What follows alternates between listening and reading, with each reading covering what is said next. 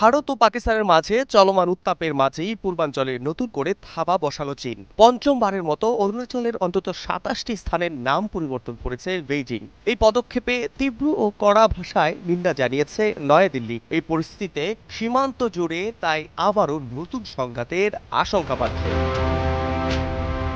অরুণাচলকে নিজেদের রাজ্য হিসেবে দাবি করে চীন। সেই দাবিকে আবারও সামনে নিয়ে অরুণাচল রাজ্যের বিভিন্ন এলাকা নিজেদের দেয়া নামের পঞ্চম তালিকা প্রকাশ করল চীন। তথ্য বলছে বেজিং অন্তত 27টি স্থানের নাম পরিবর্তন করে তালিকা প্রকাশ করেছে। এর মধ্যে 15টি পাহাড়, 4টি গিরিপথ, 2টি নদী, একটি হ্রদ এবং 5টি জনবসতিপূর্ণ এলাকা।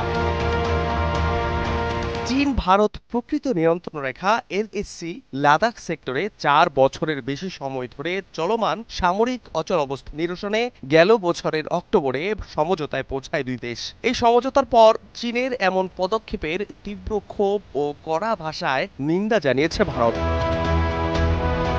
বুধবার এক বিবৃতিতে ভারতের পররাষ্ট্র মন্ত্রণালয় চীনের এই পদক্ষেপকে অকার্যকর ও হাস্যকর বলে উল্লেখ করেছে। নয়াদিল্লি সাফ জানিয়ে দিয়েছে তারা বেইজিং এর এমন কল্পনাপ্রসূত প্রচেষ্টা কখনো মেনে নেবেন না।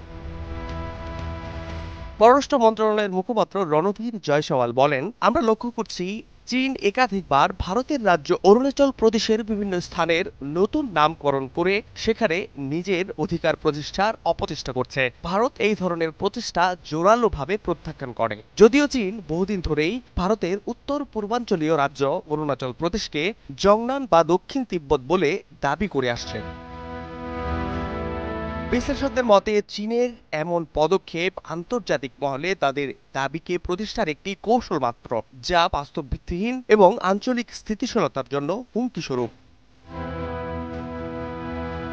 Fahad Shahriar, news desk, global television.